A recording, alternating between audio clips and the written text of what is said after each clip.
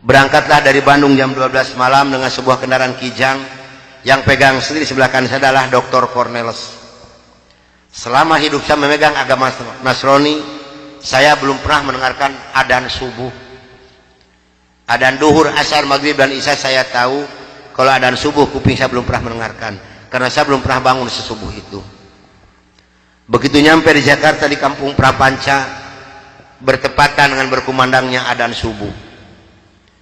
Kata Dr. Cornelis kepada saya, "Bro, tolong dengarkan adzan orang Islam ini kok goblok sekali, aneh-aneh." Saya buka kaca jendela pintu, mau bisa dengarkan ini adzan. Betul bro, orang Islam ini kok adzannya aneh-aneh. Kebetulan di Jakarta di kampung Prapanca ini, saya mengontrak sebuah rumah yang besar khusus untuk penginjil. Yang punya rumah namanya Bapak Rosid. Beliau adalah seorang sarjana agama Islam yang mengajar sekolah dasar negeri. Kata Dr. Cornelis kepada saya, "Bro, karena bro sebagai pemimpin dan ketua kami yang berhak dan berani untuk menanyakan masalah ini, tolong besok tanyakan kalau kita sudah nyampe di rumah kontrakan." Oke, besok akan saya tanyakan. Begitu saya nyampe di rumah kontrakan, kendaraan saya masukkan ke dalam garasi dan sebagian barang-barang diturunkan. Kira-kira jam 7 pagi, Pak Rosid ini keluar dari rumahnya mau mengajar. Karena kebetulan rumah yang saya kontrak dengan rumah beliau bersebelahan, hanya terhalang oleh satu jalan yang kecil. Begitu saya lihat beliau sedang menyalakan sepeda motornya, saya memberanikan diri menghampiri dan menyapa beliau. Kata saya, "Selamat pagi Pak." "Oh selamat pagi Bapak Pendeta, kapan datang dan apa kabar?" "Baik Pak, dan baru saja saya tiba." Ngobrol punya ngobrol. Akhirnya saya memberanikan diri kepada beliau menanyakan tentang ajaran agama Islam. "Pak, apakah boleh saya bertanya kepada Bapak tentang ajaran agama Islam?" Dengan senyuman yang manis, muka yang cerah, beliau memberikan jawaban kepada saya. "Silahkan Bapak Pendeta." Dengan senang hati dan kedua tangan saya terbuka, insya Allah apa yang akan Bapak Pendeta tanyakan akan saya jawab. Mari Bapak Pendeta kita ke dalam rumah. Jangan ngobrol di luar, lebih luas kita ngobrol di dalam rumah. Saya dibawa masuk ke dalam rumah beliau, sehingga beliau ini berani mengorbankan tugas negaranya, tidak jadi mengajar karena ngobrol dengan saya sampai jam 3 sore. Yang pertama sekali saya tanyakan kepada beliau adalah tentang azan. "Pak, kenapa orang Islam ini kok adzannya aneh-aneh?" "Aneh-aneh bagaimana Bapak Pendeta?" Tadi begitu saya masuk sini, terdengarlah suara adzan yang asing di kuping saya. Ada kata-kata aso. Aso apalah saya tidak tahu Pak. "Oh betul Bapak Pendeta, itu adzan subuh pakai as-sholatu khairum minan naum."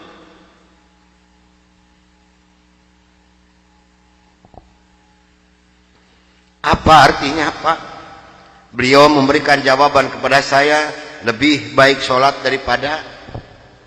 Bukan semakin tertarik kepada Islam, tidak, tapi saya semakin membenci. Kenapa? Karena iri di dalam hati saya. Kenapa orang Islam ini berani meninggalkan tidurnya untuk melaksanakan ibadat kepada Tuhannya dengan kata-kata yang ada di adzan ini? Maka timbullah kata-kata yang keluar dari mulut saya yang sangat dan sangat menyakitkan Bapak Rosid dan umat Islam yang lainnya. Kata saya, kalau begini orang Islam ini lebih goblok lagi. Kapan molornya kalau sholat melulu? Dulu sebelum saya mengenal kepada Islam, banyak sekali yang beliau terangkan kepada saya tentang ajaran agama Islam.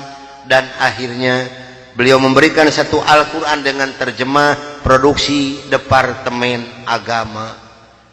Kata beliau kepada saya, "Ini untuk Bapak Pendeta kalau memerlukan, tapi kalau tidak tolong kembalikan kepada saya." Saya terima ini Al-Quranul Karim. Kira-kira jam 3 lebih saya keluar dari rumah beliau, masuk rumah kontrakan saya. Begitu saya nyampe di rumah kontrakan, saya langsung ditegur oleh rekan-rekan saya, termasuk oleh Dr. Cornelis dan Dr. Johan. "Dari mana Bro, kok dari pagi sampai sore begini baru pulang? Sedangkan jam 4 sore ini Bro harus memimpin kami untuk membawa umat Islam yang ada di kampung Prapanca ini. Maka saya katakan kepada rekan saya bahwa saya sudah menanyakan tentang azan dan saya diberikan satu Al-Quran ini.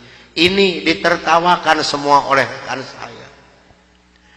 Seharusnya sore itu saya memimpin penginjilan, entah kenapa saya ini malas sama sekali untuk melaksanakan tugas. Mungkin ini sudah jalan dari Allah Subhanahu wa taala.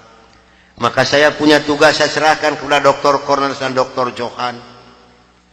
Bro, tolong pimpin misi kita ini, tolong pimpin penginjilan kita ini, bawa umat Islam sebanyak-banyak yang ada di kampung Prapanca ini, dan ini dananya 16 juta, tolong bagikan kepada mereka.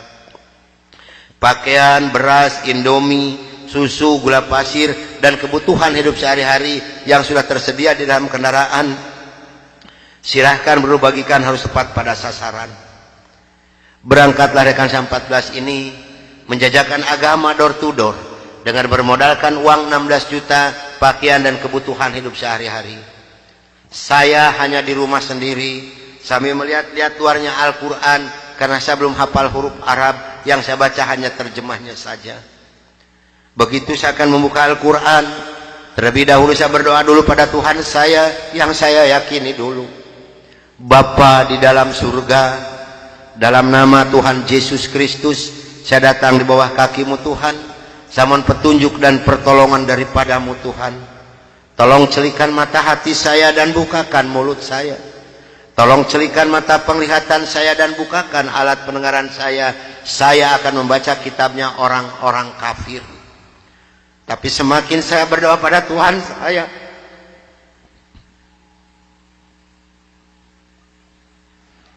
semakin terbukalah dalam Al-Quran ini. Ini suatu keanehan yang nyata di dalam kehidupan saya. Karena saya bingung membuka Al-Quran ini dari mana pertamanya.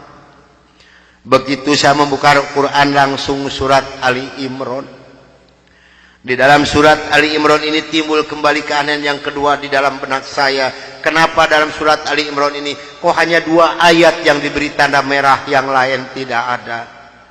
Yaitu Ali Imran 85 dan 102. Ini kalau ibu dan bapak percaya pada iman saya, selama 3 bulan kurang lebih saya tidak pernah merasakan tidur. Hanya membolak-balik membaca arti daripada 2 ayat ini saja. Disitulah taufik dan hidayah masuk pada diri saya. Bergemetarlah seluruh tubuh saya ini, bergejolaklah di dalam dada saya ini. Bahkan dalam hati kecil saya mengatakan, hanya Islamlah yang benar, hanya Islam yang dapat menyelamatkan umat manusia. Maka saya harus berani mengatakan kepada rekan saya, apapun yang akan terjadi, saya siap untuk menerima risikonya. Atas bimbingan dan pelajaran dari Bapak Rosid, atas petunjuk dan petuah dari Bapak Rosid, saya memberanikan diri menghampiri rekan saya 14 yang sedang mengadakan kebaktian doa. Saya katakan kepada rekan saya bahwa mulai hari ini, jam ini, menit ini, saya akan mengundurkan diri dari penginjilan. Saya akan menyerahkan sebagai ketua misionaris pada Anda semua, karena saya hari ini akan mencari agama yang baru, itu agama Islam. Karena hanya Islam yang benar, hanya Islam yang dapat menyelamatkan umat manusia. Agama yang kita pegang sama-sama tidak bisa menyelamatkan kita semua. Namun apa daya yang saya terima dari mereka, maaf, saya bukan mau dikasihan oleh ibu dan bapak, tidak. Yang mengasihani saya adalah Allah Subhanahu wa taala. Saya bukan seorang tentara, saya bukan seorang polisi, tapi merasakan panasnya peluru di kaki kiri saya dan di dada sebelah kanan saya ini. Besi yang lebarnya 6 cm yang dibakar merah membara, yang dipukulkan ke pipi saya tahan dengan tangan kiri saya. Demi Allah, besi panas nempellah di tangan kiri saya. Lalu saya ditengkurapkan, kepala saya diinjak oleh 3 orang. Tangan saya, kaki saya kiri kanan dipegang dan diikat oleh mereka. Lalu punggung saya dipukuli oleh Dr. Johan pakai kursi rotan. 13 tulang punggungnya patah untuk mengenal Islam. Kalau menurut logika manusia, saya ini harus sudah meninggal dunia. Tapi Allah Maha di atas Maha, Allah mempunyai rencana lain untuk saya. atas izin dan karunia Allah yang diberikan kepada saya bisa lolos dari pembunuhan rekan-rekan saya.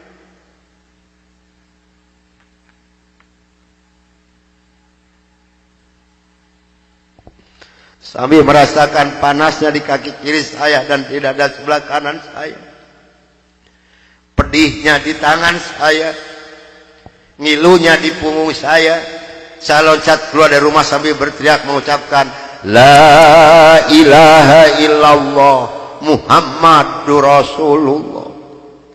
Padahal ini asing di mulut saya. Belum pernah ada seorang pun yang mengajarkan kalimat thayyibah di dalam mulut saya ini. Belum pernah sekalipun saya belajar kalimat thayyibah di dalam mulut saya ini. Ini maunah yang pertama Allah berikan melalui mulut saya. Dan alhamdulillah saya mendapatkan pertolongan di seorang cim-cim yang beragama Buddha. Saya dibawa masuk ke dalam rumah beliau. Lalu baju saya digunting jadi satu dengan kulit. Lalu yang bekas luka besi panas dikocrotin pakai kecap oleh beliau. Kaki saya ditahan pakai kayu bekas pegangan sapu, diikat pakai benang rapia. Punggung saya diikat pakai samping. Lantas saya dibawa beliau ke rumah sakit Fatmawati. Selama 3 bulan 27 hari saya berbaring di dalam rumah sakit, merasakan hancurnya tubuh saya ini, pengen mengenal Islam. Dan alhamdulillah setelah Allah memberikan kesembuhan kepada saya, beliau pula lah yang membiayai saya. Sehingga saya kembali memohon pertolongan kepada Cim ini. Cim, tolong saya, bawa saya kemana saya harus pergi, karena saya pengen memeluk agama Islam. Dan alhamdulillah saya dibawa oleh beliau ke Cipete, ke Bapak Kiai Haji Dr. Idam Khalid, saksi yang masih hidup yang membina kesama yang pertama adalah Bapak Hamjahas. Maka kata beliau kepada saya, kalau Anda pengen masuk Islam yang kafah dan istiqomah, Anda jangan dulu mengenal Al-Quran, Anda jangan dulu mengenal sholat, tapi Anda harus dulu mengenal isi daripada 2 kalimat syahadat yang barusan Anda ucapkan.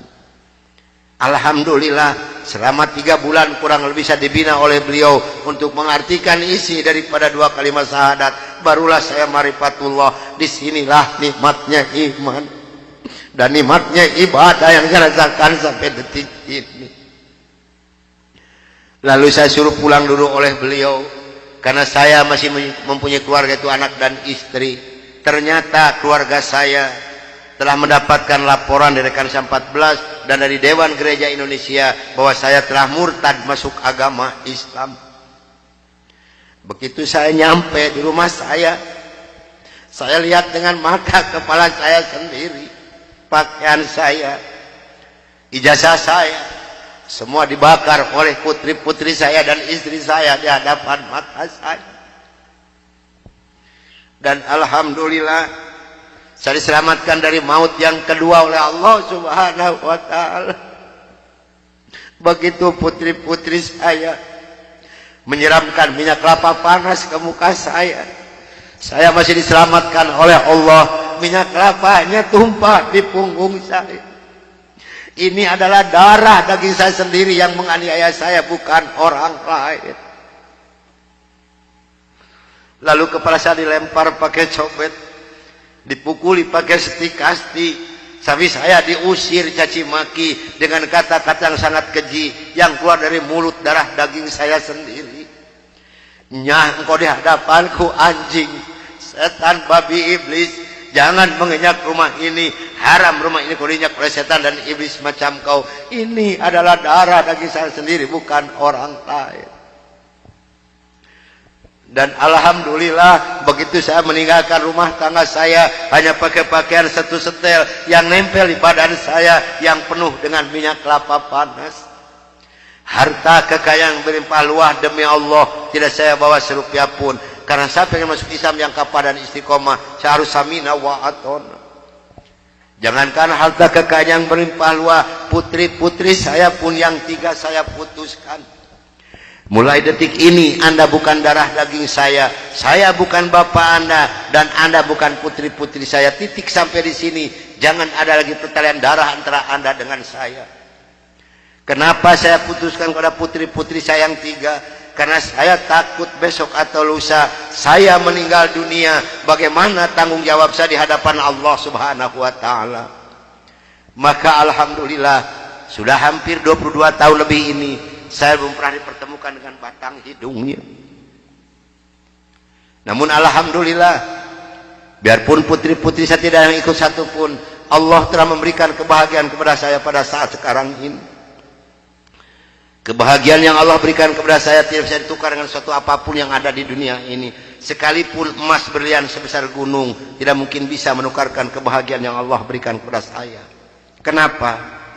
Karena rekan saya yang 14 yang dulu menganiaya saya, yang dulu membunuh saya, alhamdulillah sekarang sudah masuk Islam semua.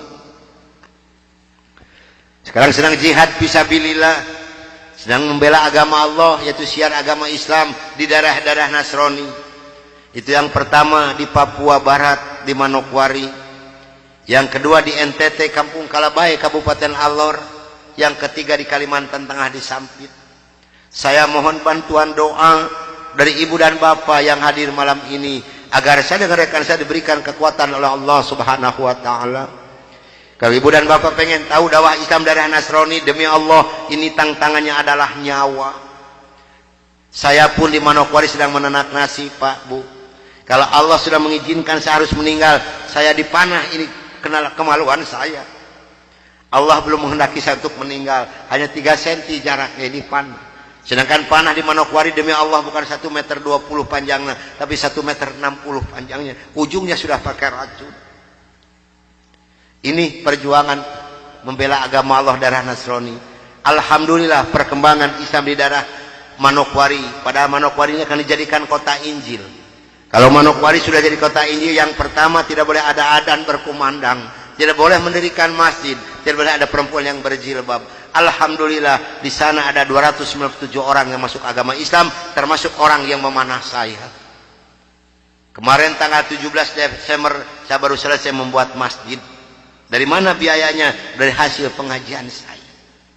Saya mohon bantuan doa, karena kadang-kadang rekan saya di sana, Pak, maaf, 10 hari lebih tidak pernah ketemu nasi. Yang dimakan oleh rekan saya singkong direbus, yang penting terganjal perut, karena sulit mencari dana untuk dakwah di Islam ini. Dari mana makan mereka sehari-hari? Maaf, dari hasil pengajian saya. Karena mereka lepas dari gereja tidak ada santunan apapun. Siapa yang harus bertanggung jawab? Kita-kita inilah sebagai umat muslim. Di Kalimantan Tengah ada 192 orang. Di sana, Pak, demi Allah tidak ada masjid satupun. Gereja ada 9. Paling banyak isi gereja 15 orang. Kalau saya mengadakan sholat berjamaah di Kalimantan ini, pakai kompas di luar, di lapangan, di atas disiram oleh mereka. Saya hanya bisa berdoa, ya Allah berikan taufik dan hidayah bagi mereka, karena mereka tidak tahu kedatangan saya ini mau apa. Alhamdulillah 4 hari kemudian 8 orang yang masuk agama Islam, maka berjumlah 192 orang yang ibu dan nenek yang kupingnya pada panjang-panjang. Saya mohon bantuan doa, karena saya sedang membebaskan tanah untuk pembangunan masjid. Mudah-mudahan Allah memberikan jalan untuk saya untuk melunasi tanah di sana, untuk pembangunan masjid di sana. Nah hadirin ikhwatul iman rahimakumullah yang hadir malam ini, barangkali, tapi sebenarnya saya mohon maaf yang sebesar-besarnya, barangkali ibu dan bapak mau ikut berjuang membela agama Allah, menyisihkan sedikit rezeki untuk pembebasan tanah di Kalimantan ini, insya Allah hubungi saya. Tapi yang penting adalah doa, karena doa lebih dulu nyampe di hadapan Allah Subhanahu wa taala. Nah hadirin ikhwatul iman rahimakumullah, itulah mungkin tausiah saya yang saya bisa sampaikan malam ini. Mudah-mudahan ada manfaat guna untuk ibu dan bapak. Dan mudah-mudahan yang hadir malam ini kelak di yaumul qiyamah mendapatkan syafaatul ujma dari Kangjeng Nabi besar Muhammad Rasulullah sallallahu alaihi wasallam. Dan mudah-mudahan kita dipertemukan Allah bukan hanya sampai di sini saja, tapi sampai yaumul zaza kita dipertemukan kembali oleh Allah Subhanahu wa taala. Akhirul kalam wabillahi taufiq wal hidayah. Wassalamualaikum warahmatullahi wabarakatuh.